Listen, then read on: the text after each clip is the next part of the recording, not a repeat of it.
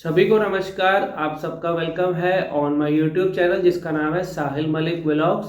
अगर आप नहीं हो तो ज़रूर सब्सक्राइब और शेयर कीजिएगा वीडियोस को।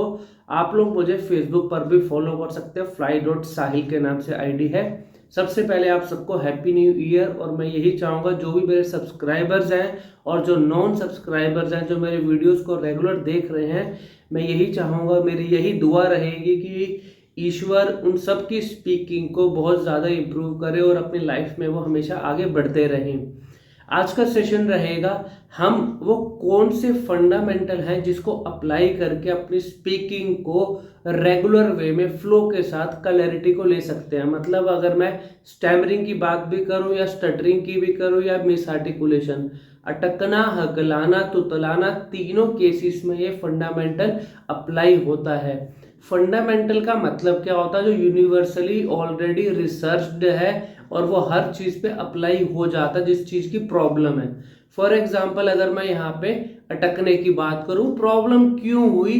क्योंकि रेगुलर नहीं बोला गया, रुक रुक के बोल रहा हूँ, फ्लो नहीं बन पा रहा, स्पीड का पता ही नहीं, क्लैरिटी कुछ आ ही नहीं रही। अब यहाँ पे अगर हकलाने वाले की बात करूं, वर्ड्स में बोल रहा है वो रुक रुक के। अब लोग क्या एडवाइस कर रहे हैं उसको, आप ना बेटा वर्ड्स में बोला करो। फॉर एग्जाम्पल, मेरा नाम साहिल मलिक है। अब इस तरह इस वर्ड्स में आप कितने लोगों के साथ बोल सकते हो? अपने आप से पूछ के देखो। सिर्फ एक या दो, मैक्सिमम अपने घर वालों के साथ। बाहर वालों के साथ किसी के पास इतना समय नहीं है कि वो आपकी बात इतनी धीमे धीमे सुनेगा।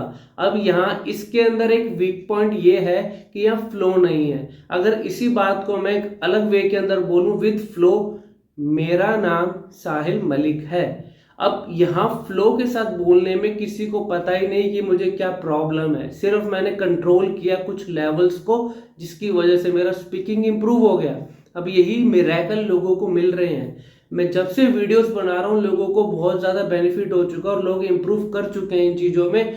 मेरे एक ऑनलाइन सेशन के अंदर वो रिजल्ट भी देख लेते हैं जो उनको महीनों से प्रॉब्लम का, या किसी ने उनको एडवाइस ही नहीं किया कि आपकी गलती कहाँ हो रही है। हम सबसे पहले फोकस ये करवाते हैं आपकी गलती कहाँ कर रहे हो।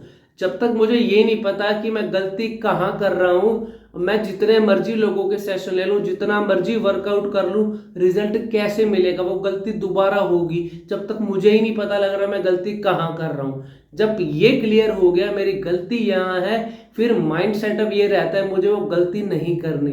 जब वो गलती नहीं करोगे और कुछ फंडामेंटल्स को अप्लाई कर लोगे, स्पीड और वॉल्यूम को बैलेंस कर लोगे, तो आपको वो रिजल्ट भी मिलना शुरू हो जाएगा। मिस आर्टिकुलेशन वाले में क्या होता है, एक तुतलाने वाले इंसान में वो क्लैरिटी से जूझ रहा होता है। वो कोई भी अल्फाबेट हो सकता है, हर किसी की अलग अलग प्रॉब्लम होती है। लेकिन मैं एक बात ये कहता हूँ, अगर 99% अल्फाबेट्स आप सही बोल रहे हो, 1% में अगर दिक्कत आ रही है, मतलब फॉर एग्जाम्पल अब किसी को र में दिक्कत आ रही है या किसी को ल में ही है, किसी को क ख ग, 99% अक्षर भी तो आप सही करके बोल रहे हो। 1% में दिक्कत आ रही है, वो क्यों आ रही है? हम गलत वे में बोल रहे हैं, इस वजह से प्रॉब्लम आ रही है। खुद को नहीं पता, वही बात आ गई दोबारा, खुद को अपनी गलती समझ ही नहीं आई है, हमने कभी समझी ही नहीं और हम सॉल्यूशन की तरफ जा रहे हैं। सॉल्यूशन भी उस समय असर करता है जब अपनी गलती का तो एहसास कर लो, ताकि वो गलती रिपीट ना हो, फिर वो सॉल्यूशन अप्लाई करोगे, रिजल्ट जरूर मिलेगा। ठीक है ना? अब यहाँ सबसे पहले मैं करूंगा बात स्पीड की। स्पीड होना क्या चाहिए? देखो, लोगों को ये कंफ्यूजन रहता है कि सर आप नॉर्मल स्पीड बताते हैं, तो नॉर्मल स्पीड होनी क्या चाहिए? नॉर्मल स्पीड का मतलब समझो पहले, ये वो स्पीड लेवल होता है जिसके अंदर इंसान लगातार बोल पाए, फ्लो रहे, मतलब लगातार बोलने का फ्लो रहे और क्लैरिटी वहां जरूर मिलेगी। If your speed level is normal then you will get maximum clarity. मैं हर सेशन में एक बार जरूर बोलता हूँ, if your speed level is normal then you will get maximum clarity. और ये चीज प्रूवन है, जितनी मर्जी प्रॉब्लम है एक सेशन में आ जाओगे, आपको ये फंडामेंटल अप्लाई करके आपको रिजल्ट भी मैं दिखा दूंगा। उसके बाद आता है, if your speed level increases then your clarity level will fall. अब यहाँ पे इंपॉर्टेंट बात फंडामेंटल वाली समझने वाली क्या है स्पीड और क्लैरिटी दोनों अपोजिट चलते हैं। अगर स्पीड नॉर्मल है तो क्लैरिटी ज्यादा आएगी, स्पीड बढ़ गई तो क्लैरिटी भी नीचे आ जाएगी। इस चीज को समझ लिया, कभी लाइफ लॉन्ग कोई प्रॉब्लम रिपीट भी नहीं होगी। ये सॉल्यूशन कह लो आप या रामबाण इलाज कह लो, सबसे बड़ा फंडामेंटल ट्रूथ ये है। और अब इसके बाद आता है सबकी अलग अलग प्रॉब्लम्स हो सकती हैं, वो प्रॉब्लम किस तरीके से ठीक हो सकती हैं, वो चीजें हम ऑनलाइन सेशन में अच्छे से एक्सप्लेन करते हैं 1-to-1 में।